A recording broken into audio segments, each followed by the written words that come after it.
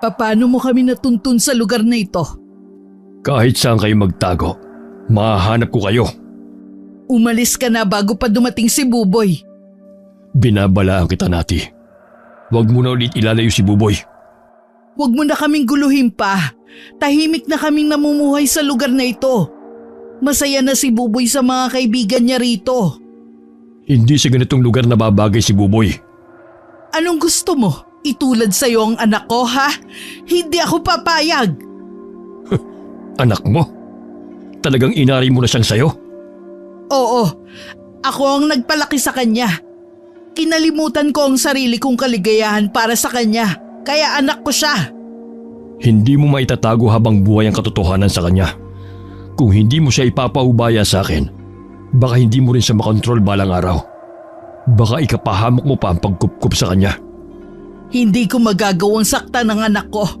Malaki ang tiwala ko sa kanya. Marami nang nasira dahil sa tiwala na yan. Kung wala ka nang kailangan pa, umalis ka na. Inuulit ko, huwag mo nang subuking ilayo si Buboy.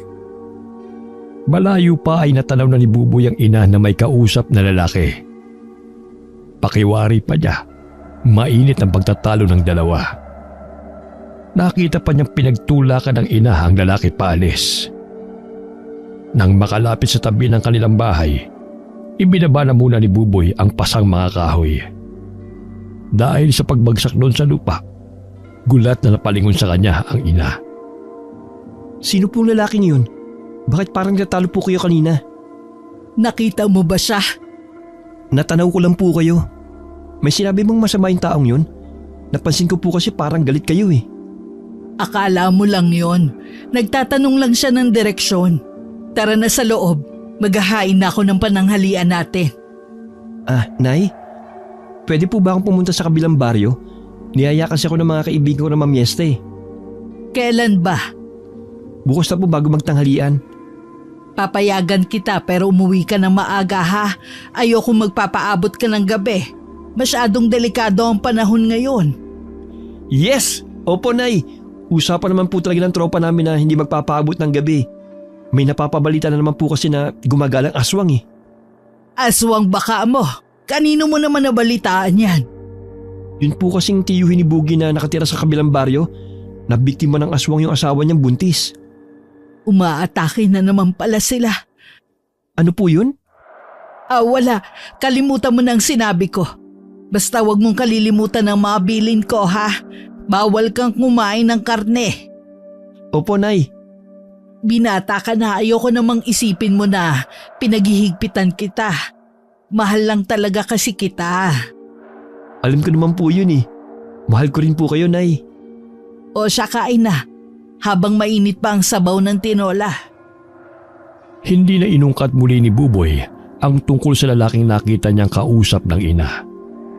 Pero daman niya na merong itinatago ang ina sa kanya. Yun ang naisana niyang tuklasin. Mula pagkabata, palipat-lipat na silang mag-ina ng tirahan. Tila ba meron silang tinatakasan na kung anuman o sino man. Kaya naman lumaki si Buboy na walang permanenteng mga kaibigan. Mahigit 1 taon pa lamang sila sa lugar na yon at nagkaroon na siya ng mga tunay na kaibigan na sila Boogie, Par at Berdy. Mga palayaw nila iyon. Hinihiling niya na sana ay magtagal na sila roon. Maliban kasi sa mga kaibigan, mababait din ang mga taga roon. Unang araw pa lamang nila sa lugar, marami na nakipagkilala at nakipagkaibigan sa kanilang mag-ina. Marami din ang nag-alok ng tulong sa kanila. Katulad na lamang ng tulong sa materyales sa pagpapagawa nila noon ng bahay. Ang nilipatan kasi nila doon ay sira-sira at pinagtagpi-tagpi na kubo. Hindi katulad sa mga inalisa nila. Pinangingilagan sila at iniiwasan na mag-ina. Animoy may nakakahawa silang sakit. Ilabukasan nga, maaga pa lamang ay gayak na si Buboy. Ngingiti-ngiti pa siya nakaharap sa kanilang salamin na nakasabit sa dingding ng kanilang bahay. Ang aga mo naman yatang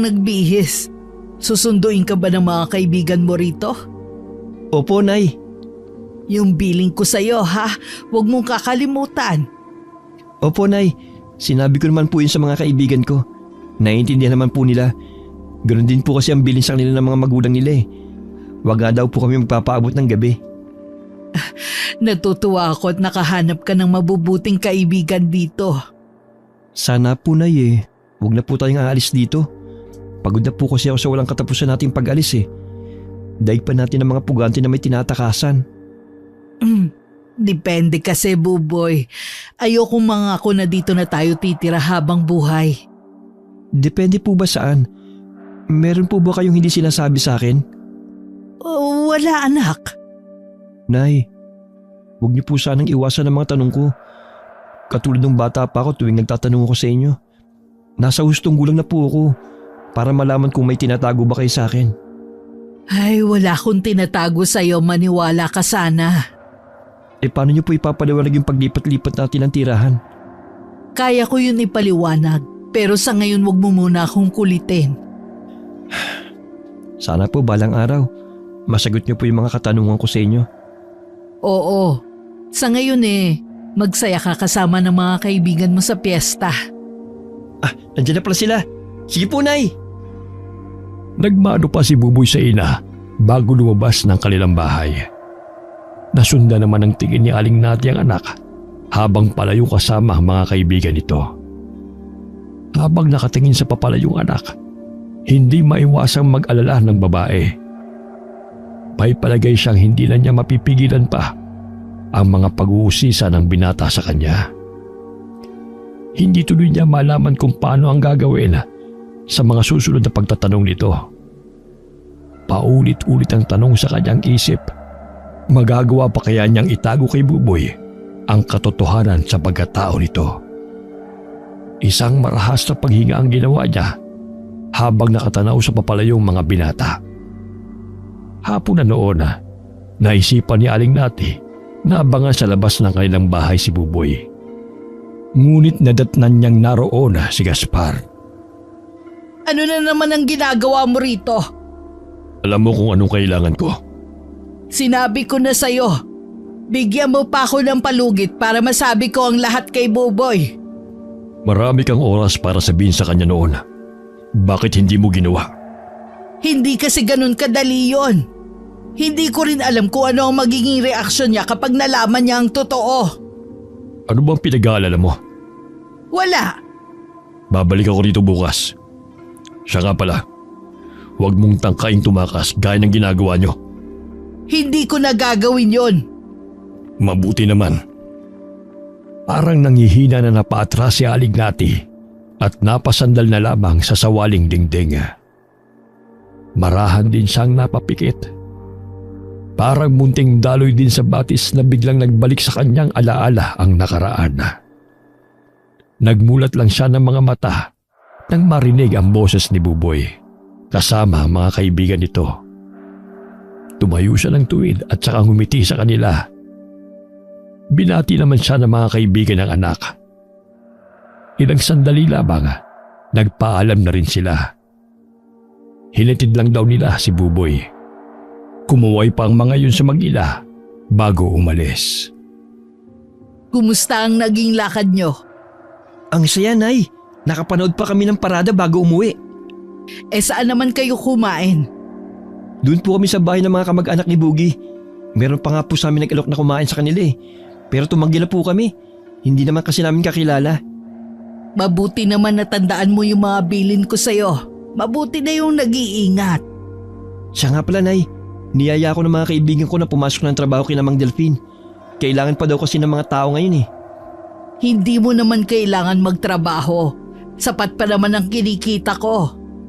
Nay, gusto ko lang naman makatulong sa inyo eh. Tsaka hindi naman po ako lalayo eh. Ay, sige, papayagan na kita. Nasa hustong gulang ka naman na eh. Salamat po, Nay. Kahit pumayag si Aling Nati, naroon pa rin ang agam-agam sa kanya na baka mayroong makakilala sa binata. Naiipit siya sa sitwasyon na gusto niya maging normal ang buhay ng binata at sa sitwasyong maprotektahan ito. Isang linggo pagkatapos ng kanilang pag-uusap, Naging maayos naman ang trabaho ni Buboy sa farm ni Mang Delfin. Kitang-kita niya ang saya sa mukha ng binata. Hindi na rin niya ito pinaghihigpitan sa mga lakad nila ng mga kaibigan. Basta ang kondisyon niya, wag lamang magpapagabi. Mula rin noon, hindi na rin nagpakita sa kanya si Gaspar. Ngunit batid niyang nasa paligid lamang ang lalaki. Tahimik na nagmamasin sa kanilang mga kilos.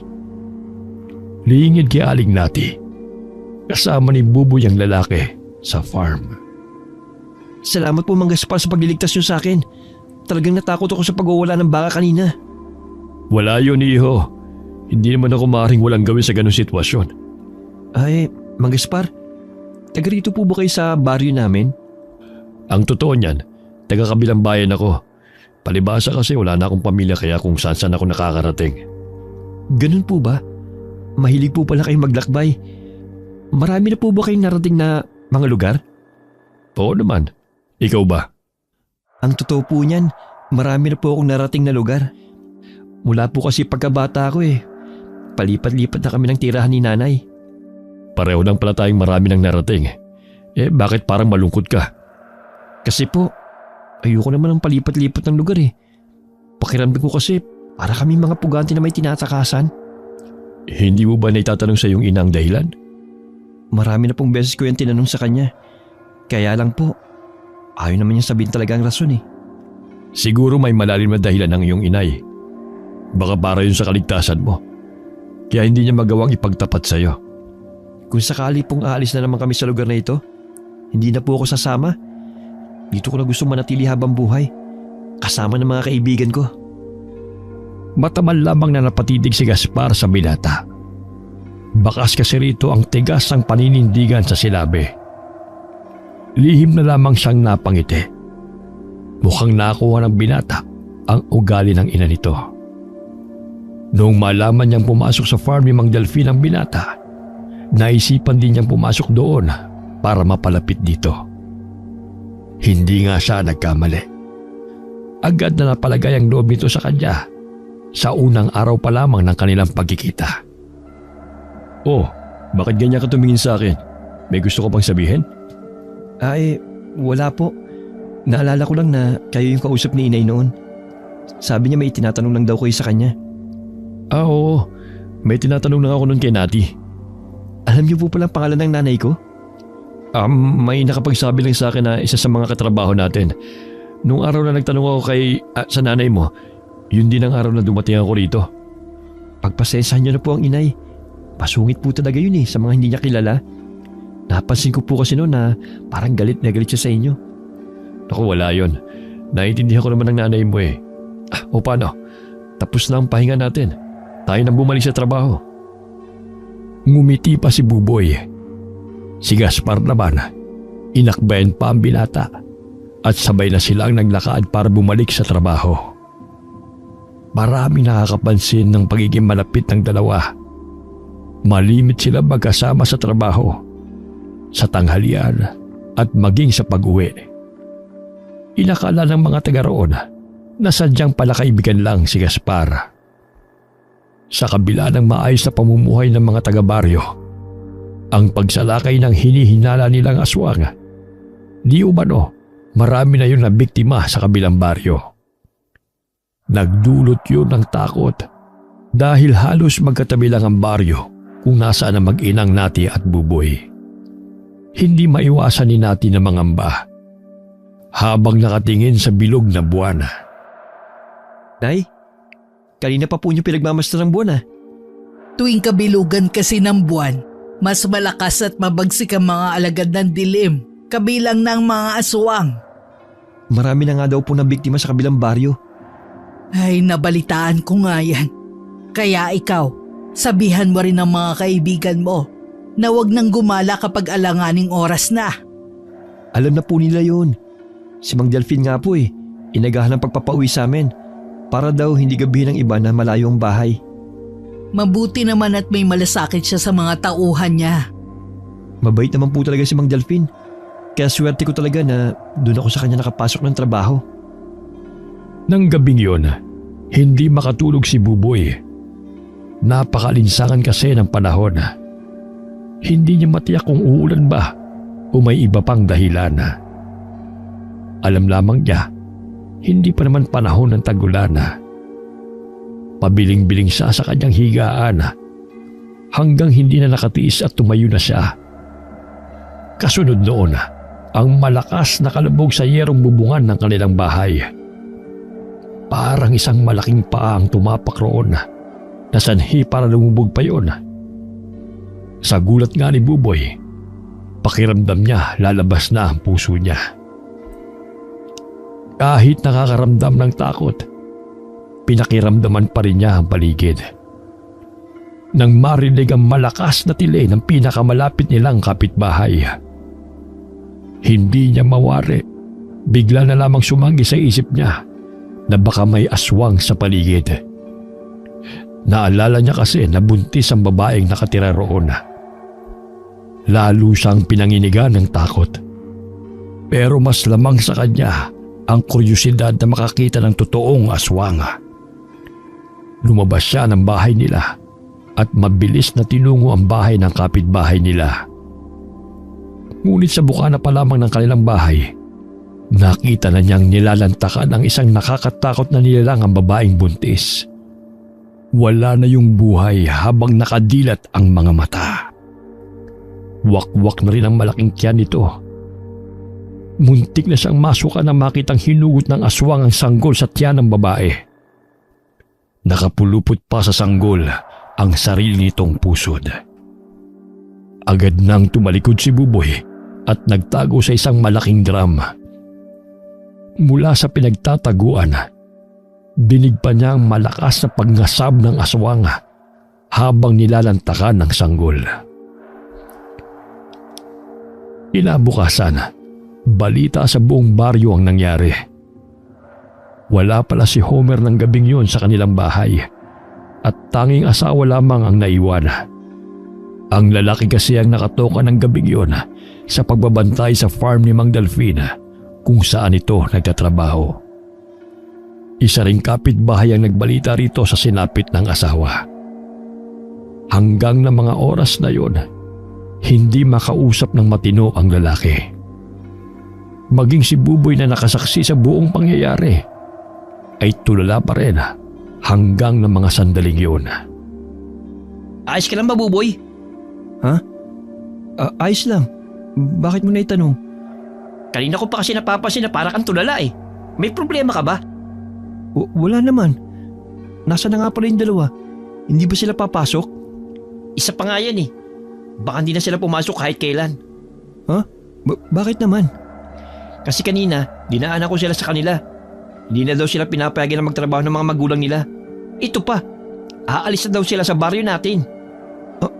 Anong sabi mo? Dahil ba sa nangyari kagabi? Oo, natatakot na ang mga magulang ng mga kaibigan natin sa nangyari. Saan kaya sila pupunta? Hindi ko alam eh. Basta daw sa malayong lugar.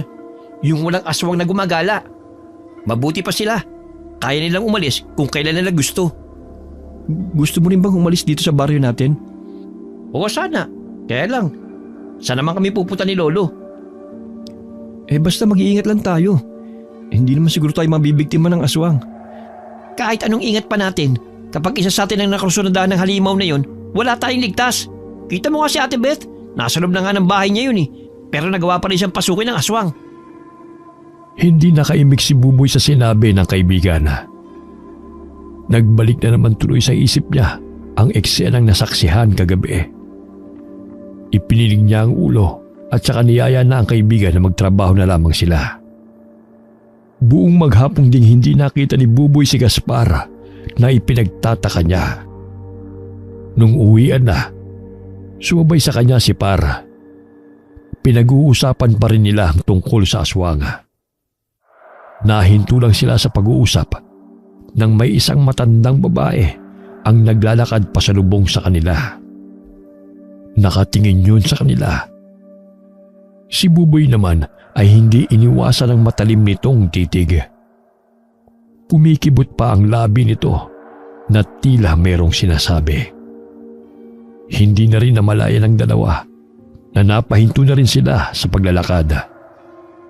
hanggang makalampas sa matandang babae ay nakasunod sila ng tingin dito. Sino kaya yung matandang babae na yun? Ngayon ko lang siya nakita eh. Iba ang kutob ko sa kanya. Mabuti pang bilisan na nating umuwi. Teka lang, sa gubat siya patungo. Bakit doon? Di ba wala naman nakatira doon? Dahil pinamamahay ng mababangis na hayop? Oo nga no. Hindi kaya... Huwag ka muna magbitiw ng salita. Mahirap magbinta ng walang ebidensya. Ililihim ba natin ang bagay na ito? Oo, lihim ka na rin magtanong tungkol sa matandang babae na yun. Baka taga rito talaga siya. Di lang natin kilala. Oo sige. Dahil una ang bahay ni para sa kanya, nauna ang kaibigang makauwi. Siya naman ay nagmamadali na sa pag-uwi. Ang daan pa uwi sa kanila ay masukal na at maraming puno ng ipil-ipil sa magkabilang daan. Habang naglalakad, nakarinig siya ng mga naapakang tuyong sanga. Batid niya kagad na may sumusunod sa kanya. Lalo pa niyang binilisan ang paglalakad hanggang matanaw na niya ang mga kabahayan. Ngunit bago pa man siya makalampas sa kanyang dinadaanan, isang kamay ang humablot sa kanya. Mang Gaspar, kayo lang pala. Tinakot niyo naman ako. Pasensya ka na, Buboy. Pauwi ka na ba? Opo. May kailangan po ba kayo sa akin? Bakit po pala hindi kayo pumasok kanina sa trabaho? Ano kasi, hindi maganda ang pakiramdam ko. Oh, may sakit po ba kayo? Nasugatan kasi ako. Aksidente kong nataga ang sarili ko habang nangangahoy ako. Medyo malalim ang naging tama eh. Kaya kailangan ko muna magpagaling. Pwede bang ikaw muna magsabi kay Mang Delphine? Oo. Sasabihin ko po sa kanya bukas. Mabait naman po si Mang Delphine eh. Kaya tsak maunawaan niya po kayo. Salamat, Buboy ha. Pasensya ka na ulit kung natakot kita kanina. Ayos lang po yun. Ay, Mang Gaspar, nabalitaan niyo na po ba yung nangyari sa asawa ni Kuya Homer? Inatake kagabi ng aswang. Nalaman ko nga yan eh. Kaya mag-iingat ka, Buboy. Ingatan mong nanay mo. Hindi kasi natin alam kung sino ang susunod na magiging biktima ng aswang. Mang Gaspar, meron po akong ipagtatapat sa inyo. Ano yun? Nakita ko po yung pangyayari kagabi. Nakita mo ang aswang? Opo, pero hindi ko magawang tignan ng matagal yung ginagawa niyang paglapa sa sanggol kaya nagtago ako. Meron ka na bang pinagsabihan nito? Wala pa po. Kayo pa lang po. Walang dapat makalam nito, Buboy. Hindi kasi natin alam. Baka nasa paligid lang ang aswang. Baka makatunog siya na may nalalaman ka. Yun pang ikapahamak mo. Maaari po bang mangyari yun? Oo. Malakas ang pakiramdam nila. Sige po. Wala akong pagsasabihin kahit sa mga kaibigan ko. Ayoko mapahamak sila kung sakali. Umuwi ka na ngayon. Mag-iingat ka. Oo. Kayo po ba iuwi na rin? Kukuha lang ako ng mga halamang gamot para may pantapal ko sa sugat ko. Mag-ingat din po kayo, Mang Gaspar. Nang lumakad ng palayo si Buboy, palingon-lingon pa siya sa lalaki. Naroon pa rin ito sa kinatatayuan at tinatanaw siya. Pagdating sa bahay, nasa labas ang kanyang ina at waring hinihintay talaga siya. Agad nang umiti ang ina nang makalapit siya. Nagmano naman siya rito at sakasabay na silang pumasok sa loob ng kanilang bahay. Napansin ni Buboy na nagmamadaling isinasara ng ina ang mga bintana at pinto ng kanilang bahay. Natatakot po ba kayo sa nangyari? Sino bang hindi matatakot? Kapitbahay natin mismo ang naging biktima ng aswang. Buntis po yung kapitbahay natin. Hindi po kaya buntis lang ang binibiktima ng aswang? Huwag tayong pakasiguro. Halimaw ang mga yon. Hayok sa laman ng tao. Kaya kahit buntis, may posibilidad na maging biktima. Hindi po kayo makikilamay kay Kuya Homer? Ako na lang, maiwan ka na dito. Matulog ka na lang. Pero gusto ko rin po makilamay. Sa ibang araw na lang, huwag muna ngayong gabi. Gusto pa sanang tumutol ni Buboy, pero tinalikuran na siya ng ina. Kapag ganon, pinal na ang desisyon nito. Pumasok na lamang muna siya sa kanyang silid. Muli naalala na naman niya ang nangyari kagabi. Naisip niya, mabuti na rin siguro na hindi siya makilamay. Dahil baka hindi niya mapigilan ang sarili na maikwento ang mga nasaksihan niya. Mas maaga kaysa dating hapunan nila.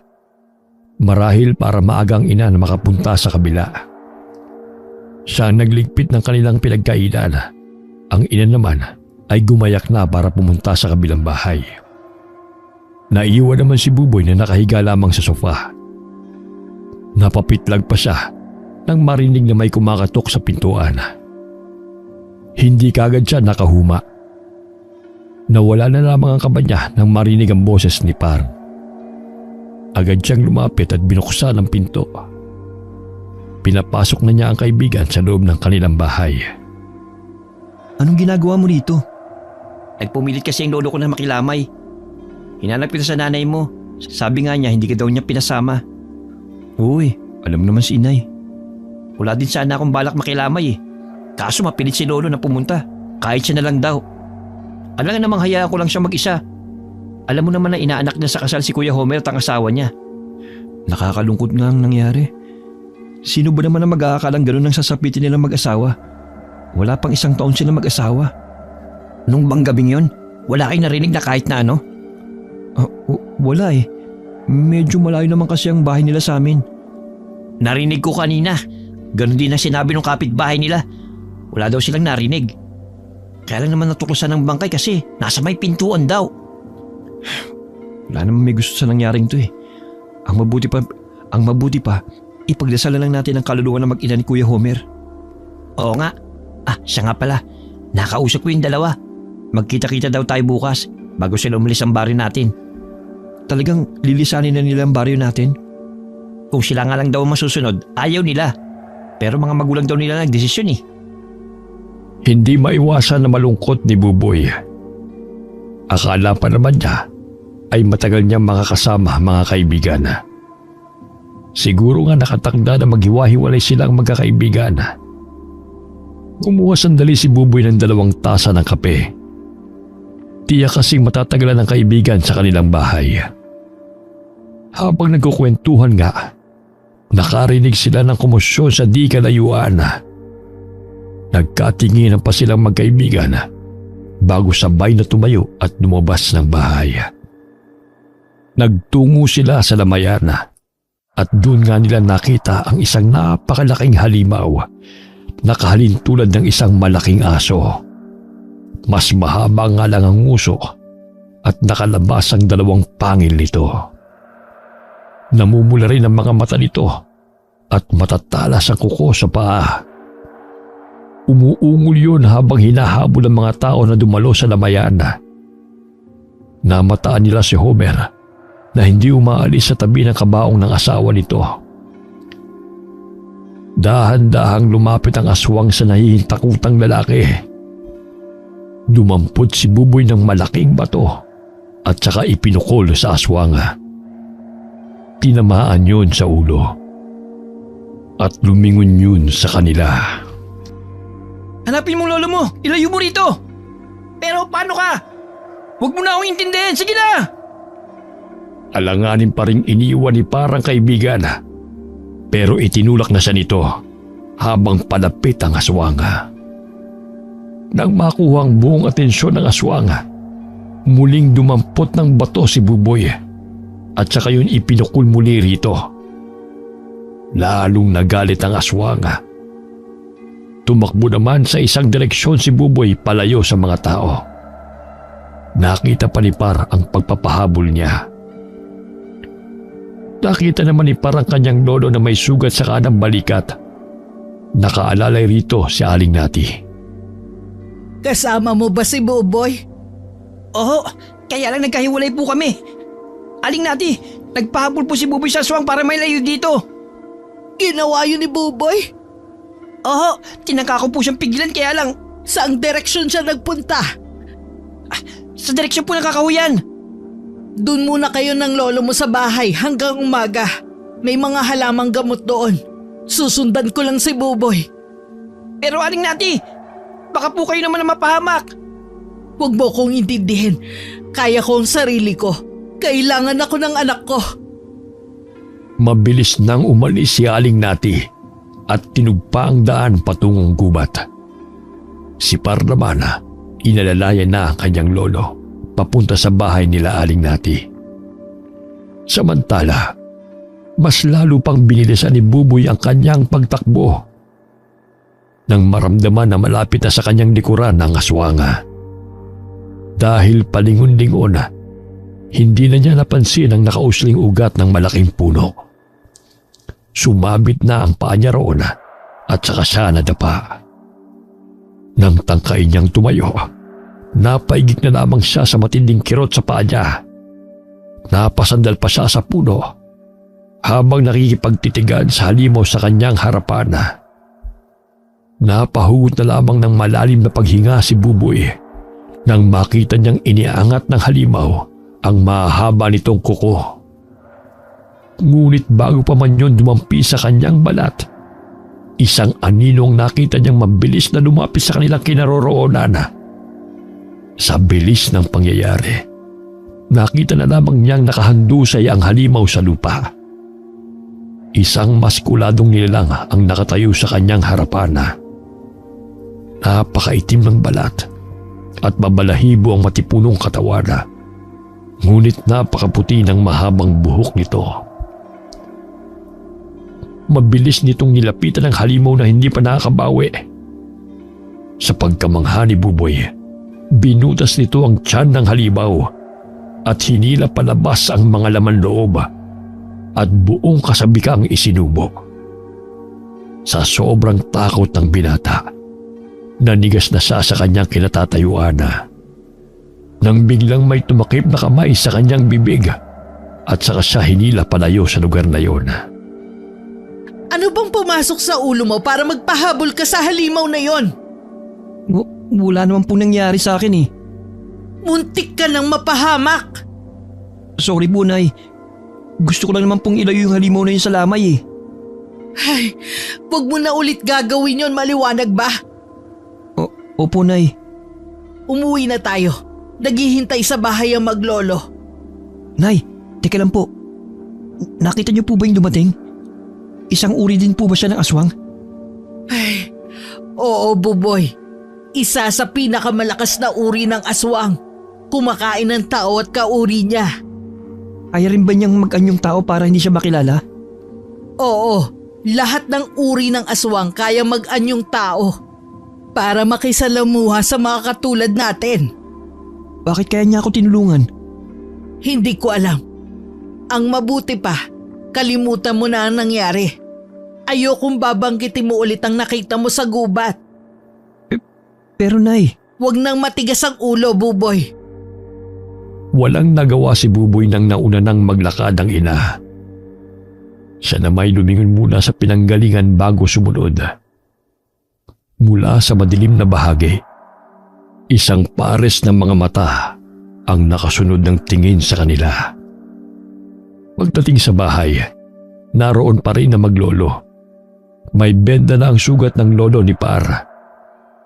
Doon na rin sila nagpalipas ng magdamag. Kinabukasan, nakita nila ang pinsala sa lamay. Nagtumbahan ng mga upuan at mga mesa. May ilan din ang nasugatan dahil sa pag-atake ng aswanga. Nagdesisyon din si Homer na ilibing na sa araw na yon ang asawa dahil sa takot na balikan sila ng aswanga. Isang linggo ang lumipas, naging tahimik na muli ang baryo nila. Sa kabila doon, hindi pa rin napigilan ang paglikas ng mga tao roon, kabilang na ang mga kaibigan ni Buboy. Paano yan? Tayo na lang naiwan dito sa baryo natin. Hay, sa totoo lang, kung may iba lang kami mapupunta ni Lolo, ilalayo ko rin siya rito. Natatakot kasi ako na maulit ang pag-atake ng aswang na yun eh. Sa tingin ko hindi na yung magpapakita sa baryo natin. Paano ka naman nakakatiyak? Oo nga pala, hindi mo pa ikinukwento yung nangyari nung gabing nagpahabol ka. Ano ba nangyari? Muntik na akong malapa. Akala ko nga katapusan ko na eh. Nung biglang may dumating. Iniligtas niya ang buhay ko. Talaga? Sino naman yung dumating? isa rin siyang uri ng aswang. Pinatay niya yung aswang na umatake sa lamay. Kaya nasisiguro ko na hindi na siya babalik pa. Naisip ko lang, hindi kaya mas delikado yung aswang na tumulong sa'yo? Kasi sa pagkakaalam ko, walang mabuting aswang eh. Lahat sila masama at hayok sa laman ng tao. Kung masama siya, bakit hanggang ngayon hindi pa rin siya umatake sa baryo natin? Aba, ewan ko. Hindi ko masasagot yan. Manalig na lang tayo na sana tama ako. Ayokong meron akong mababalitaan na meron na namang bagong biktima dito sa baryo natin. Mula ng gabing makita ni Buboy ang maskuladong nilalang na yun, hindi na siya mawaglit sa isipan ng binata. Ayaw man niyang aminin, parang nais niya muli itong makita. Isang damdamin na hindi maipaliwanag ni Buboy. Isang araw nang pumasok si Buboy sa farm ni Mang Delfin, hindi pumasok ng araw na yun ang kaibigang si Par. Nakasabay naman niya sa pananghalian si Gaspar. Kumusta ka na? Ayos lang po, Mang Gaspar. Balita ko, inilipat kayo ni Mang Delfin ang gawain dito sa farm. Oo. Hindi pa kasi kayang pumasok ni Homer eh. Kaya sa akin muna ipinasa ang trabaho niya. Ay, kawawa nga po si Kuya Homer eh. Mula nang mamatay ang asawa, ibinaling na lang ang atensyon sa alak. Kaya baka po hindi na siya bumalik sa trabaho. Malay naman natin, malampasan niya ang pagsubok na dinadaanan niya. Sana nga po. Lingid sa dalawa. Mula sa malayo ay nakatingin sa kanila si Aling Nati. Hindi makapaniwala ang babae na sa farm din na yon nagtatrabaho si Gaspar. Sumagi sa isip niya, baka sinadya yun ng lalaki para mapalapit sa anak. Napakuyom na lamang siya ng kamao at saka tumalikod para umalis. Pagka-uwi ng bahay ng anak nung hapon, agad niya itong ginausap. Hindi ka na babalik sa farm ni Mang Delfin. Hindi ka na magtatrabaho doon. Oh? Bakit naman po? Dahil sa paglilihim mo sa akin. Hindi ko po kayo maintindihan, Nay. Bakit hindi mo sinabi sa akin na doon din nagtatrabaho si Gaspar? Hindi ko naman po alam na doon din siya nagtatrabaho eh. Doon lang po kami nagkita at nagkakilala. Sino po ba siya? Sabi niyo dati, nagtatanong lang siya sa inyo noon. Bakit tila sa inaakto niyo, matagal niyo na siyang kilala? Layuan mo ang lalaking yun, Buboy. Bakit nga po? Basta! Kung ganun ayoko po. Hindi rin ako aalis sa trabaho ko. Buboy, kailan ka pa natutong sumagot ng ganyan? Sawang-sawa na po ako sa pagmamando niyo sa akin kung anong dapat kong gawin. Ayaw niyo naman magpaliwanag para mas maintindihan ko kayo. Ginagawa ko ang lahat ng yun para protektahan ka. Ha? Protektahan kanino? Para saan? Bakit ayaw niyo sabihin sa akin yung nililihim niyo? Buboy, makinig ka na lang sa akin. Ayoko po. Hanggat hindi niyo sinasabi sa akin kung ano ba talagang tinatago niyo, hindi ako susunod sa sinasabi niyo. Nagtagisan pa ng titigan ng mag-ina. Sa huli, si Aling Nati ang umiwas ng tingin at saka pumasok ng kanyang silid. Si Buboy naman, napapahagod na lamang sa batok. Masakit para sa kanya na sagutin ng ganoon ang kanyang ina. Pero kung hindi siya magmamatigas, hindi niya malalaman ang itinatago nito sa kanya. Kinabukasan, maagang umalis si Buboy. Dahil gusto niyang makausap si Mang Gaspar. Kung hindi aamin sa kanya ang ina, ang lalaki ang paaaminin niya. Ngunit habang papunta sa farm ni Mang Delfin, nakasalubong niya ang matandang babae na nakasalubong nila noon ni Par. Kahit kinakabahan, tuloy-tuloy lang siya sa kanyang paglalakad hanggang lumampas siya rito. Nang nakakalayo na siya, may tila nagtutulak sa kanya para lingunin ng matanda. Sa kanyang paglingon, kulang na lamang na matumba siya sa matinding gulat. Ang matandang babae kasi, nasa likuran lang niya. Halos lumikit na ang mukha nito sa kanyang katawan. Ngumiti pa ito sa kanya Kaya nakita niya ang nangingitim nitong mga ngipin. Nang humalakhak ito, doon na siya napatakbo ng mabilis. Pagdating sa farm, agad niyang hinanap si Mang Gaspar. Bakit para may humahabol sa'yo? Wala po. Pwede po ba tayong mag-usap? Tungkol saan iyo? Kilala niyo po bang inay noon pa? May binanggit ba siya sa'yo? Wala po. Kaya gusto ko kayo makausap. Kung ganon, wala akong sasabihin na kahit na ano sa'yo. Pareho po kayo ni nanay. Ano po bang tinatago niyo sa akin? Ang inay mo lang ang makakasagot sa mga katanungan mo. Ngayon ko lang napagtanto na sadya kayo nagtungo sa baryo na ito. Hindi lang pagkakataon ng pagtatagpo natin. Sino ba talaga kayo? Buboy, Huwag kayong lalapit! pangako ko sa'yo, balang araw makikilala mo rin ako kung sino ako sa buhay mo. Sa ngayon, makinig ka muna sa iyong ina. Magkakilala nga talaga kay ni inay. Buboy, makinig ka sa akin. Sinabi na huwag kayong lalapit eh! O sige, pero mas mabuti kung umuwi ka na muna. Hindi ka rin naman makakapagtrabaho na maayos eh. Hindi umimik si Buboy, pero sinunod niya pa rin ang sinabi nito. Umalis siya ng farm, pero hindi siya dumiretso ng uwi. Hindi rin pumasok si Par ng araw na yon. Kaya naman doon na lang siya nagpunta. Nagulat naman ang kaibigan sa bigla niyang pagsulpot sa bahay nila. Niyaya siya nito sa likod ng bahay sila tumambay. Mapuno kasi sa likod doon at mahangin. Sa nakikita kong itsura mo ngayon, parang pinasa mo na lahat ng problema ng tao eh. Naguguluhan na kasi ako eh. Saan ka naman naguguluhan? Pakiramdam ko, may tinatago sa akin ng inay ko eh. Ang daming katanungan na naipon dito sa isip ko. Pero hanggang ngayon, naghahanap pa rin ako ng kasagutan. May kinalaman ba dito yung kinukwento mo na palipat-lipat kayo ng tirahan? Oo, at nadagdagan pa ang mga tanong ko. Kung totoo nga ang hinala mo na may nililihim siya yung nanay mo, baka gusto ko lang niyang protektahan. Baka ayaw ka niya masaktan. Wala ba siyang tiwala sa akin na magagawa kong tanggapin ko ano man yun? Nanay mo lang makakasagot niyan. Kinumpronta ko rin si Mang Gaspar. Magkakilala sila ni inay noon pa. Hindi aksidente pagkakapunta niya rito sa baryo natin. Ha? Talaga? Sa totoo lang kasi, hindi ko siya gusto eh.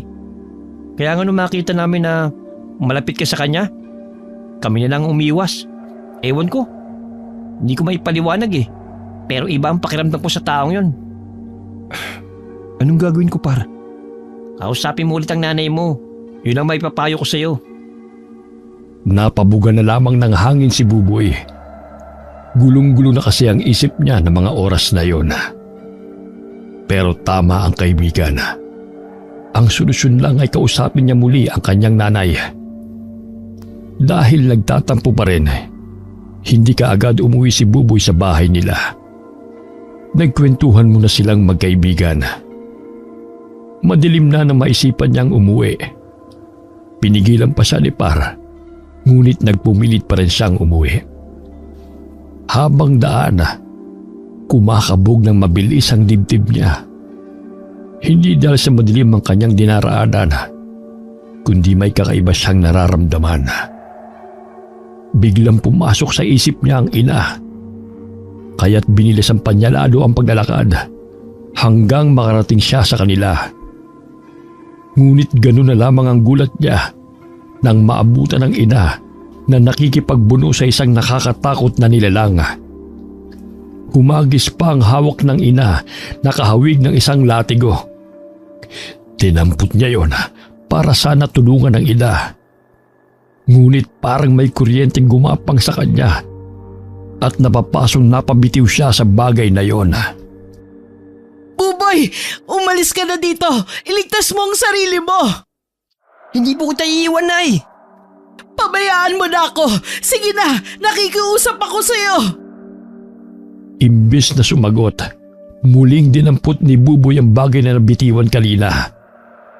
Kahit nakakaramdam ng sakit, inihagis niya yon sa ina na nasalo naman ito. Kitang-kita niya kung paano yun gamitin ng ina. Makailang beses niyang inihataw yun sa nilalang nakalaban nito. Parang nakuryente na ng isa ito, pero nagawa pa rin tumakas. Hindi na rin yun hinabol ng ina. Noon lamang napansin ni Buboy na maraming kalmutang ina sa braso at ibang parte ng katawan. Ayos lang po ba kayo, Nay? Oo anak, salamat at dumating ka. Tayo na po sa loob. Gagamutin ko mga sugat nyo. Siguro, ito na nga ang tamang panahon para malaman mo ang tungkol sa tunay mong pagkatao. Tunay kong pagkatao? Ano pong ibig nyo sabihin? Hindi ako ang tunay mong ina, Buboy. Namatay sa panganganak sa'yo ang tunay mong ina. Paano ko napunta sa inyo? Isang gabing bumabagyo, dumating ang nanay mo na puno ng galos at masakit ang tiyan. Tinulungan namin siya ng itay na isang albularyo. Nasa sinapupunan ka pa lang ng nanay mo. Alam na ng itay na hindi ka pangkaraniwang sanggol. Napatunayan nga namin yon nang biglang sumulpot ang iyong ama. Ilang araw pagkamatay ng iyong ina. Sino ang aking ama? Si Gaspar. Si Mang Gaspar? Siyang tatay ko? May isa ka pang dapat malaman, Buboy. May dugong aswang na nananalaytay sa iyong ugat. Mula pagkabata mo, marami na ang naghahanap sa iyo para paslangin ka. Hindi. Hindi yan totoo. Ordinaryong tao lang ako.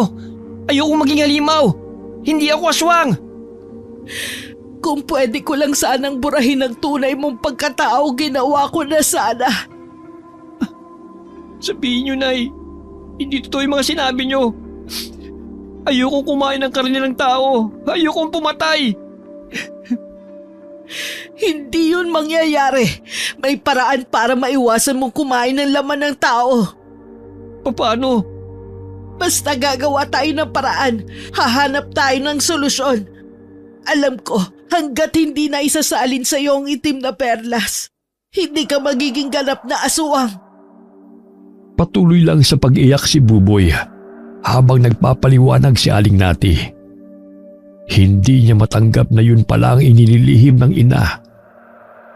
Ngayon nauunawaan na niya kung bakit puro gulay lamang ang niluluto nito para sa kanya. Mahigpit itong bili na wag siyang kakain ng karne na sinunod naman niya mula pagkabata. Ilang araw na nagkulong si Buboy sa kanilang bahay. Hindi na rin siya bumalik sa farm kung saan siya nagtatrabaho. Hindi rin siya kasi handang harapin si Mang Gaspar. Nang araw na yon, nagpaalam ang kanyang ina na aalis. Kaya naiwan siyang nagmumukmok sa kanilang bahay.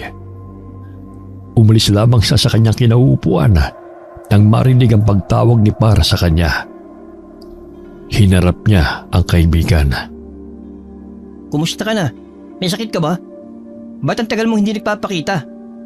Wala naman. Marami lang akong ginagawa ngayon. Kailan ka papasok sa farm? Hinahanap ka kasi ni Mang Delphine eh. Hindi ka raw kasi nagpaalam na hindi ka papasok. Pakisabi, wala na akong balak pumasok sa trabaho. Ha? Bakit? Basta, yun ang sabihin mo kay Mang Delphine. Ang labo naman nun. Anong malabo ron? Sasabihin mo lang naman na wala na akong balak magtrabaho doon. Ibig kong sabihin, anong dahilan mo? May kinalaman ba rito yung sinasabi mong nililihim sa'yo ng nanay mo? Wala. Kalimutan mo na yung mga sinabi ko sa'yo noon. Magkaibigan tayo. Kung ano man yung gumugulo sa'yo, pwede mo namang sabihin sa akin eh. Wala na nga yung dalawa eh. Tayo na lang ang magkaibigan dito. Huwag mo naman akong baliwalain. Ayoko lang na madamay ka. Dahil higit pa sa kaibigan ang turing ko sa'yo. Kapatid ka na para sa akin. May kinalaman nga siguro sa inililihim ng nanay mo kung bakit ka nagkakaganyan. Basta tandaan mo, magkaibigan tayo. Maaasahan mo o kahit ano man ang mangyari. Pasensya ka na ha. Kailangan din kitang iwasan. Para sa'yo din ang gagawin ko. Sige, kung yan ang desisyon mo eh, irerespeto ko. Basta, laging bukas ang bahay ko kapag gusto mo na makakausap. Tumangulang si Buboy sa kaibigan. Nang humakbang pali si Para, Nakaramdam ng bigat sa dibdib ang binata. Masakit sa kanya na iwasan ang kaibigan, pero iniisip lamang niya ang kapakanan nito. Ayaw niyang dumating ang panahon na dahil sa kanya ay mapapahamak ito. Nang mawala na sa paningin niya si Par, saka lamang siya pumasok sa loob ng kanilang bahay. Gabi na rin nang dumating si Aling Nati. Nakapagluto na siya noon ng hapunan nila. Saan po kayo galing? Nakipagkita ko kay Gaspar. Para saan ang pakikipagkita niyo sa kanya? Akala ko po galit kayo sa taong yun. Kaya lang naman ako nagagalit sa kanya dahil gusto kanyang kunin sa akin. Natatakot ako na baka ipagtapat niya sa iyo ang katotohanan sa pagkatao mo. Kahit ano po mangyari, hindi ko kayo iiwan. Ngayon alam mo na ang totoo. Nasa iyo na ang desisyon kung anong gagawin mo. Sabi niyo, maaari pa rin ako makapamuhay ng normal, katulad ng ibang ordinaryong tao. Gusto ko po ng ganung buhay na kasama kayo. Natutuwa ko marinig yan sa'yo, Buboy. Pero kailangan nating alamin kung paano mo makokontrol ang pagiging aswang mo. Nakokontrol ko naman po ah. Wala naman po akong nararamdaman na kahit anong kakaiba. Dahil hindi ka paganap na aswang, pero oras na may salin na sa'yo ang itim na perlas, doon palang magsisimula ang pagiging mabagsik mong aswang. Anong uri po ang aswang, inay? Isa kang gabunan katulad ng ama mo. Ang nakita mong maskuladong nilalang ng gabing yon, siya si Gaspar. Ang nilalang na kumain ng kauri niya? Oo, kaya nilang kumain ng laman ng tao at kauri nila. Isa sa pinakakinatatakutan na lahi ang iyong pinagmulan. Sana naging katulad na lang ako nila, Par, na isang ordinaryong tao. Sa isang iglap, nagbago ang lahat. Tandaan mo, mahal na mahal kita, anak. Ako din po, Nay. Ikaw lang ang kikilalanin ko bilang ina. Wala nang iba. Mahigpit na niyakap ni Buboy ang ina. Nang mga sandaling yun, nakaramdam ng pangambang binata na baka isang araw, bigla siyang magbago at hindi makilala ang ina at masaktan niya ito. Nang mga sumunod na araw, mas lalong naging malapit sa isa't isa ang mag-ina. Sinusulit nila ang bawat araw na magkasama sila. Batid kasi nila sa kaibuturan ng kanilang mga puso. Baka dumating ang araw na kailangan nilang magkalayo para sa ikabubuti nila pareho. Kinausap din ni Buboy si Aling Nati sa biglang pumasok sa kanyang isipan. Ano kaya kung magpakalayo-layo na lang tayo, Nay? Gaya ng ginagawa natin dati. Noon gusto ko rin yan. Pero hindi habang buhay makakapagtago tayo. At isa pa, nangako ako kay Gaspar na hindi na kita ilalayo pa. Alam ko po na desperado na ako sa naisip ko. Wala na kasi akong ibang maisip na solusyon eh. Wala nang dahilan para lumayo. Alam mo na ang lahat. Ang kailangan mo lang gawin, ang labanan ng sarili mo. Oras na dumating ang sandali na makaramdam ka ng pagbabago sa katawan mo. Kailan ang sandaling yun, Nay? Sa darating na kabilugan ng buwan. Malapit na pala. Bago ang gabi ng kabilugan ng buwan, dumating sa bahay nila si Gaspar. Ngunit hindi na niya naabutan ang binata sa bahay nila. Iba ang kutob niya kaya napilitan siyang puntahan ng mag-ina. Hindi rin alam ni Aling Nati kung saan nagtungo ang binata dahil hindi naman ito nagsabi. Basta ang sinabi lamang nito bago umalis ay babalik din kaagad. Kailangan ko siyang hanapin bago ang kabilugan ng buwan. Sabihin mo nga, may plano ka bang isaling kay Buboy ang itim na perlas na nasa iyo? Matagal nang nasa kanya bilang anak ko. Mula nang isilang siya, nasa kanya na ang perlas na itim. Kung ganun pala baliwala ang lahat ng ginawa kong pagtakas sa kanya. Buong akala ko kasi, yun ang akala ni Melinda, ang tunay na ina ni Buboy. Si Melinda, hindi man lang niya hinayaan na makasama ko sila ng anak namin. Nagawa pa niyang tumakas. Hindi mo siya masisisi. Sino ba naman ang gustong makasama ang isang katulad mo? Kung naging tapat ka lang sana sa umpisa pa, hindi na sana aabot sa ganito. Matagal ko nang pinagsisiyan ang ginawa ko. Labis lang ako nagmahal nun kay Melinda. Kaya nagawa ko maglihim sa kanya. Hindi ko akalain na siya mismong makakasaksi ng pagbabagong anyo ko ng gabing yon. Tapos na yon. Ang mabuti pa hanapin na lang natin si Buboy bago pa siya makapaminsala. Dito ka lamang. Ako na lang bahala maghanap sa kanya. Pero Baka maging sagabal ka lang sa akin. Magsara ka ng pinto. Hindi magandang nalalanghap ko sa hangin. anong ibig mong sabihin? Hindi ko rin alam. Basta pumasok ka na sa loob ng bahay. Nang umalis na si Gaspar, agad na nagsara ng pinto si Aling Nati. Iba rin ang pakiramdam niya ng mga sandaling iyon. Agad niyang kinuha ang buntot pagi niya. Inihanda rin niya ang sarili sa anumang mangyayari sa gabing iyon.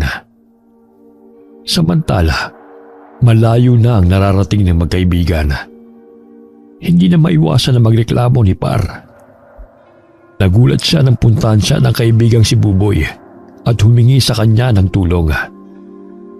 Bago sila umalis, ipinagtapat ito sa kanya ang lihim na iniingatan. Noong una, natakot siya dahil hindi siya makapaniwalang may kaibigan siyang aswang. Pero nanaig sa kanya ang pagkakaibigan nila, kaya sumama siya rito. Baka naman makarating na tayo sa kabilang bundok nito ah. O sige, pwede na siguro dito. Bakit ba kasi kailangan pa nating lumayo? Gusto ko lang makatiyak na walang ibang madamay oras na magpalit na ako ng anyo. Ano, tatali na ba kita? Oo, malapit na rin naman dumilim eh. Dito na lang sa puno na ito. Pasensya ka na kung kailangan pa kitang isama rito ha. Wala yun. Natutuwa nga ako kasi saan ka humingi ng tulong eh. Kapag naitali mo na ako, pwede ka nang umalis. Ano ka ba? Hihintayin na kita na muling bumalik sa pagiging tao. Hindi kita iiwan dito. Pero Wala nang pero. Halika na. Pumwesto ka na rito. higpitan mo ang pagkakatali ha. Baka makawala ako. Iba raw ang lakas at bagsik ng pagiging aswang ko, sabi ni Inay. Sa higpit ang pagkakatali ko, imposibleng makawala ka pa. Lumayo ka muna kahit anong mangyari. Huwag lalapit sa akin.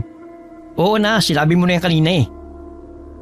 Umupo muna sa malaking bato si Par habang naghihintay ng oras. Hindi rin niya inaalis sa mga mata sa kaibigan hanggang unti-unti nang kumakalat ang dilim sa paligid. Sinindih na rin niya ang dalang suno. Inilapit pa niya yun sa kaibigan para makita niya ito. Habang pinagmamasdan si Buboy, unang napansin niya rito ay ang pagbabago ng mga mata. Naging matingkad na kulay pula yun na parang maliit na bolang apoy sa dilim. Habang lumalalim ang gabi, unti-unti niyang nasaksihan ang pagbabago sa anyo ng kaibigan. Umahaba na rin ang buhok nito, pangil at maging ang balahibo sa katawan. Hanggang makumpleto na nito ang anyo ng isang aswang. Inaangilan siya nito at pilit na nagpupumigla sa pagkakatali. Hindi maiwasang makaramdam ng takot si Par habang pinagmamasdan niya ang nakakatakot na anyo ng kaibigan. Naglalaway pa ito na para bang takam na takam ito sa kanya. Mula kung saan, biglang lumitaw ang isang nilalang na kalahating tao at aso. Sa gulat ni Par, napatago siya sa likod ng malaking bato na kanyang inuupuan kanina. Ngunit agad siyang nilapitan at hinawakan sa leeg. Nagpupumiglas naman si Par hanggang ihagis siya nito sa malayo. Tumama pa ang kanyang likod sa malaking puno. Muli siyang nilapitan at iniangat. Kahit wala ng lakas at iniinda ang sakit, pilit kumakawala ang binata. Bago magdilim ang kanyang paningin, nahagip pa niya ng tingin si Buboy na nakalasang pagkakatali rito. Nagising si Par na masakit ang buong katawan. Bahagya pa siyang napapitlag nang makitang titig na titig sa kanya si Buboy. Anong nangyari? Patay na ba ako? Buhay na buhay ka pa. Siyang wala ng buhay. Ikaw bang nakapatay sa aswang na yan? Oo, hulaan mo kung sino siya. Anong sinasabi mo dyan? Titigan mo mukha niya. Teka, si Mang Delphine ba ito? Siya nga, ibig sabihin, isa siyang aswang? Oo, naniniwala ako na meron pa sa mga kababaryo natin ang katulad niya. Ibig sabihin, noon pa tayo nakakasalamuhan ng mga aswang nang hindi natin namamalayan? Ganun na nga. Nakausap mo ba si Mang Delphine bago siya nalagutan ng hininga? Sinabi niyang noon pa na amoy na niya ang dugo ko. Ang hirap paniwalaan na isang aswang si Mang Delphine. Mabait kasi siya sa mga taga-baryo eh. Maaaring pakitang tao lamang ang ginagawa niya. Para hindi siya paghinalaan aswang na bumibiktima ng mga tao. Muntik na nga niya ako mabiktima. Mabuti na lang nandiyan ka. Teka, ba't ka pa bumalik na sa dati mong anyo? Hindi ko rin alam. Baka dahil lampas na sa alas 12. Maaari din. O paano? Uuwi na ba tayo? Oo, tsak na nag-aalala na sa akin si inay. Bago sila umalis, sinuliyapan pa nila ang katawan ni Mang Delphine na tuluyan nang bumalik sa pagiging tao. Nakakaramdam din ng lungkot si Buboy sa sinapit nito. Pero wala siyang kontrol sa kapangyarihan niya. Inilihim na lang niya sa kaibigan na makailang ulit na nagmakaawa ang lalaki sa kanya na buhayin. Ngunit tila wala siyang naririnig na anuman. Habang pauwi, tahimik lamang si Buboy. Tanging si Par lang ang nagsasalita. Malapit na sila sa kanilang bahay nang mapansin ni Buboy na walang ilaw. Tinutuman kagad siya ng hindi maganda. Umuwi ka na, Par. Bukas na lang tayo ulit magkita. Bakit? Di ba sabi ko sa'yo sa inyo ako matutulog? Masama ang kutob ko eh. Hindi kailanman nagpapatay ng ilaw si inay. Ha? Sigurado ka? Dito ka lang. Huwag kang susunod. Dahan-dahan ang ginawang paglapit ni Buboy sa bahay nila. Nakarinig siya ng kaluskos sa bandang kanan niya kung saan malalago ang mga halaman. Napatingin siya roon at lumabas ang isang nilalang na mabalahibo ang buong katawan. Ngumisi pa ito sa kanya habang ipinapakita ang mga kamay na may mahabang kuko. Anong ginawa mo sa nanay ko? Buboy! Inay! Nasaan kayo? Nandito ako sa loob ng bahay. Ayos lang ba kayo? May sugat ako. Hintayin niyo ako, Nay. Tatapusin ko. Hoy! Saan pupunta? Bumalik ka! Hayaan mo na siya. Kailangan ng tulong ni Aling Nati. Bakit sumunod ka rito? Mas nakakatakot maiwan dun eh. Tayo na tulungan natin si Aling Nati. Tsaka na tayo mag-usap. Nagpatiulan ng pumasok sa loob ng bahay si Par. Kasunod naman si Buboy. Nadat na nilang nakaupo si Aling Nati sa sahig ng bahay habang hawak ang dumudugong sugat sa balikat. Agad na diniluhan ng dalawa ang babae. Kumuha ng gamot at gasa si Buboy. Si Par naman ang gumamot sa sugat ng kanyang ina. Malalim ang sugat niya. Tatago ako ng manggagamot. Babalik agad ako. Konting tiis lang po, Nay. Sinusundulan ni para manggagamot. Kailangan mo nang umalis sa lugar na to, Buboy. Hindi ka nila titigilan. Lalo pa silang dadami sa pagtugis sa'yo. Ano bang kailangan nila sa akin? Sabi ni Gaspar, ikaw na lang ang natitira sa hanay nila. Natatangi ka, Buboy. Hindi ka lang basta isang gabunan. Espesyal ka dahil mula sa hanay ng mga babaylan ng iyong ina. Kapag natutunan mo ang kapangyarihan mo, masigit kang nakakataas sa lahat ng uri ng aswang. Bihira lang ang ipanganak ang isang katulad mo. Kaya maraming natatakot na matutunan mo ang kakayanan mo. Nay, huwag po muna kayo magsalita. Lalo kayo mawawalan ng lakas niyan eh. Hintayin niyo po muna na magamot ang sugat niyo. Nararamdaman ko na hindi na rin ako magtatagal. Talagang hinintay lang kita na dumating. Mag-iingat ka sa iba nating kababaryo. Ang iba sa kanila ay hindi tao. Alam ko po yun. Si Mang Delphine, isa siyang aswang. Napatay ko po siya kanina. Pag-aralan mong kontrolin ang sarili mo. para walang madamay na inosenteng tao. Tandaan mo, mahal na mahal kita, anak. Ang pagdating mo ang pinakamagandang nangyari sa akin. Nay, ayoko. Huwag kayong mawawala. Hindi ko kaya. Pangako po, lagi na po ako susunod sa inyo. Nay, basta dito na po sa tabi ko. Gusto ko rin na makasama ka pa, Buboy. Pero wala nang oras. Kasalanan ko to. Kung di sana ako umalis. Nay! Nay! Wag po! Nay! Nay! Nandito na manggagamot! Pasensya na kung natagalan ako. Buboy, si Aling Nati. Wala nang inay. Ha? Pero, nandito na manggagamot. Bakit hindi niya? Aling Nati, bakit naman po? Bakit?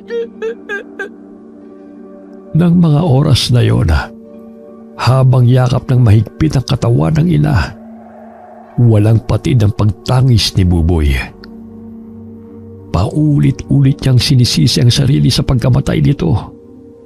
Kung hindi siguro siya umalis ng araw na yon, maaaring naprotektahan niya ang ina. Maging si Par ay hindi na rin napigilan ng pagluha.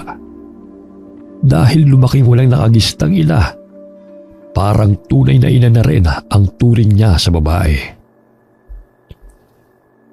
Ang manggagamot naman ay hindi na kinaya ang eksena, kaya lumabas na lamang ng bahay. Si Gaspar naman na nasa malapit lamang, hindi rin maiwasan na makaramdam ng lungkot sa nangyari sa babae.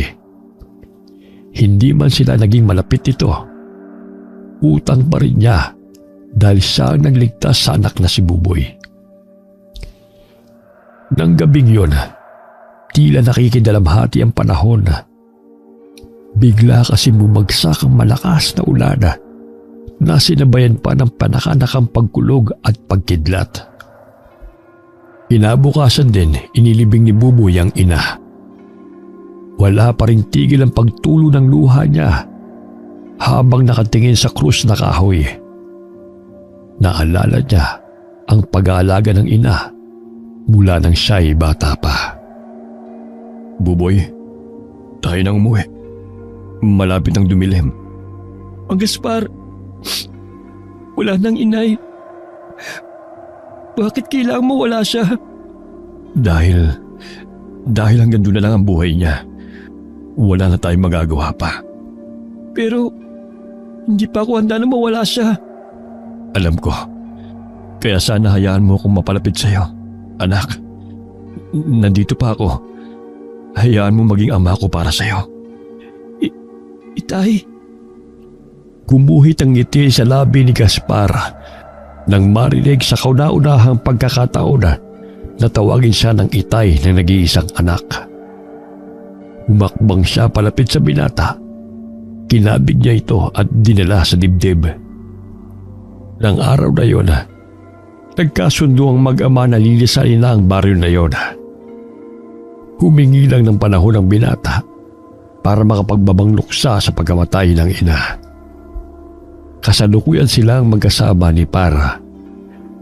Pinag-uusapan nila ang nakatakdang pag-alis nilang mag-ama. Talaga bang sasama ka na sa tunay mong ama? Oo, yun ang alam kong tamang desisyon eh. Una sina Boogie at Verdi. Ngayon, ikaw naman ang aalis. Ayokong umalis dito sa baryo na to. Wala lang talaga akong pagpipilian eh. Magkikita pa kaya tayo? Baka mamaya kasi galing ka ni Mang Gaspar sa ibang panig ng mundo eh. Ayokong mangako kung kailan. Pero natitiyak ko sa'yo na magkikita pa rin tayo.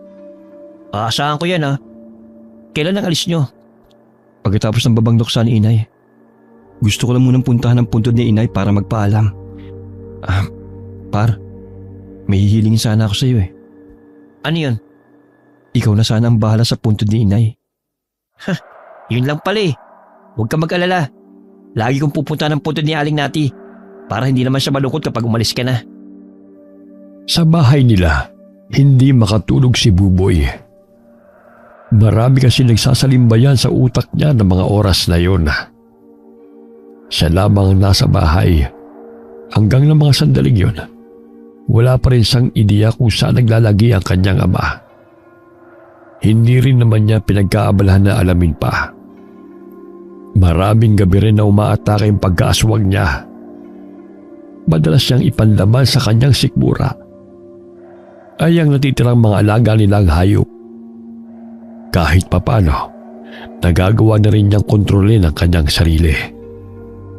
Mula nang mamatay ang kanyang ina, hindi na rin siya matahimik. Sumisigaw ng katarungan ng puso't isipan niya. Ang gusto niya, maipaghiganti ang ina sa aswang na pumaslang rito bago ang araw ng babang luksa. Hanggang hilahin siya ng antok, nasa isip pa rin niya ang planong paghihiganti. Kinabukasan, dinalaw siya ng kanyang ama. Bakit hindi pa po kayo lumipat dito sa bahay namin? Alam ko sagrado ang bahay ng iyong ina. Ayoko lang masira ang alaala niya. Hindi naman po siguro mamasamay ng inay kung sakaling sasamahan niyo ako rito. Hayaan mo na. Kapag umalis na tayo rito, magkakasama naman tayo eh. Saan po ba tayo pupunta, Itay? Sa baryo kung nasa ng mga kauri natin. Malayo po ba dito? Oo anak. Kaya nga pumayag ako sa gusto mo na bigyan ka ng panahon para manatili pa rito. Salamat po, Tay, sa pagiging maunawain niyo. Kapag magkasama na tayo, patutunayan ko sa iyo ang pagiging mabuti kong ama. Babawi ako sa iyo sa ilang taon na nagkahiwalay tayo. Gusto ko rin po kayong makasama. Bago dumilim, nagpaalam na rin ang kanyang ama. Naiwan muli siya sa kanilang bahay na puno ng pangungulila sa ina. Napasulyap siya sa labas ng bintana. Sa gabing yun, isasagawa niya ang plano. Naghanda lang siya at pagkatapos ay lumakad na. Pinuntahan niya sa gubat ang matandang pumaslang sa kanyang ina. Pagdating sa kubo nito, nakaramdam kaagad siya ng panganib sa paligid. Pinatalas niya ang pandama. Bigla siyang humarap sa pinanggalingan. Ilang hakbang mula sa kanyang kinatatayuan, naroon ang matandang babae. Sa mismong harapan niya, nagbago ang anyo nito. Hindi nga siya nagkamali na ang matandang ito ang nakita niya ng gabing yun. Sa matinding emosyon na nararamdaman niya, mabilis siyang nagbago ng anyo. Nagpambuno sila nito. Sa kabila ng katandaan, maliksi pa rin ang kilos nito. Baka ilang beses siya nitong napatumba. Pero sa huli, mas nanaig ang kanyang lakas. Nang mabuwal ang matanda sa kanyang harapan, umiyaw siya ng napakalakas na dinig sa buong baryo. Kinabukasan, maaga siyang pinuntahan ni Par. Ikaw ba yung humiyaw kagabi? Parang kulog sa gitna ng gabi. Ako nga. Sa wakas na ipaghiganti ko na rin ang inay. Ibig sabihin, napaslang mo na yung aswang na pumatay sa kanya? Oo. Yung matandang babae na nakatira sa gubat. Sinabi ko na nga be, iba talaga ang kutubo sa matandang yun eh. Tsaka, walang nakakakilala sa kanya sa buong baryo. Sa wakas magiging tahimik na rin ang baryo na ito. Oo nga. Kaya lang, nalalapit na rin ang pag-alis mo. Huwag ka nang malungkot. Magkikita pa rin naman tayo gaya ng sinabi ko sa iyo eh. Mag-iingat ka sa pupuntahan mo ha. Huwag mo kong kakalimutan ha. Nagyakapan pa ang magkaibigan. Yun na rin ang huling sandaling nagkausap silang dalawa. Umalis na rin kasi silang mag-ama sa ika-40 araw ng kamatayan ng kanyang ina. Habang naglalakad, pinipigilan lang ni Buboy na hindi lumingon sa pinanggalingan. Parang gusto na namang lumuha ng kanyang mga mata. Batid niya, kahit saan man siya makarating, kalahati ng puso niya ay maiiwan sa baryo kung saan natagpuan niya ang mga tunay na kaibigan. Tanging ang baryo lamang na yon ang tumanggap sa kanilang mag-ina. Matapos ang napakahabang araw ng paglalakbay, Narating na rin na mag-ama ang baryo kung saan tanging mga aswang lamang ang naninirahan. Pagpasok pa lamang sa tarangkahan, dama na kaagad ni Buboy ang pag-iiba ng simoy ng hangin. Malansa kasi ang buong paligid. Mapuno ang lugar na kanilang nilalakaran, pero ni isang ibon ay wala silang matanaw. Bawat taga roon na nakakasalubong nila ay yumuyukod sa kanyang ama bilang pagbibigay galang. Ako ang pinuno sa lugar na ito. Ang respetong ibinibigay nila sa akin, matatamasa mo rin balang araw. Gusto ko lang mamuhay ng simple. Ayokong titingalain ako ng kahit na sino. Hindi maaari.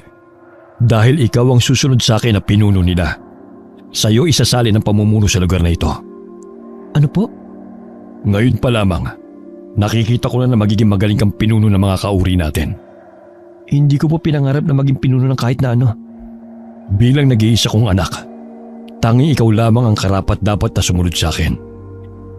Hindi ko po alam kung magagampanan ko ang pagiging pinuno gaya nyo. Matagal pa naman bago ko isalin sa iyo ang pagiging pinuno. Marami ka pang kakaining laman loob bago ka makarating kung nasan ako ngayon. Pero ngayon nandito ka na. Marami akong ituturo sa iyo. Ipinakilala kaagad siya ng kanyang ama sa nasasakupan nito. Mainit naman ang pagtanggap sa kanya. Paulit-ulit ring isinisigaw ang pangalan niya. Dahil sa ipinakita na suporta sa kanya ng mga taga roon, nawala ang kabang nararamdaman niya. Inilibot niya ang paningin sa buong paligid. Baka sa kanila ang saya na naroon na siya. Pagkatapos ng pagpapakilala kay Buboy, agad na nag-umpisa ang kanyang pagsasanay. Isang pagsasanay para mas maging malakas at mabagsik na aswang. Sa pagtigil ni Buboy sa lugar na yun, napag-alaman niya na bihira lamang kumain ng laman ng tao ang mga taga roon. Ang ilan pa nga sa kanila ay tuluyan ng hindi kumain ng karne ng tao. Ikaw ang magdidesisyon kung gusto mong kumain ng karne ng tao o hindi. Ang iba, ang mga alaga nilang hayop ang pantawid sa kanilang gutom. Gusto ko pong mamuhay katulad nung magkasama pa kami ni inay. Walang problema, iho. Asa nga pala, malaki na ang pinagbago mo pagdating sa pakikipaglaban. Bakit po kailangan magsanay ako sa pakikipaglaban, tay? Minsan kasi, hindi maiiwasan ang digmaan ng mga aswang. Paghahanda lamang ang ginagawa mo. Pero tahimik na namumuhay ang mga taga rito. Ilang dekada na rin mula nang may lumusob rito. Sana naman, hindi na dumating ang panahon na yon. Ayoko may masaktan ng mga inosenteng bata at mga kababaihan na taga rito. Ganyan dapat mag-isip ang isang pinuno. Ayoko pong maging pinuno. Mabuti pang humanap na lang po kayo ng ibang papalit sa inyo. Iisipin ko na lang na isang biro yung sinabi mo. Sa kaibuturan ng puso ni Buboy, hindi niya nais na maging pinuno ng mga aswang. Hindi niya gusto ang isang obligasyon na iaatang sa kanyang balikat ng ama. Ngunit sadyang mapagbiro ang tadhana. Hindi akalain ni Buboy na mapapadali ang pagiging pinuno niya. Isang gabi, nabulahaw sila ng malakas na pag-iingay. Sinasalakay sila ng isang tribo ng mga aswang.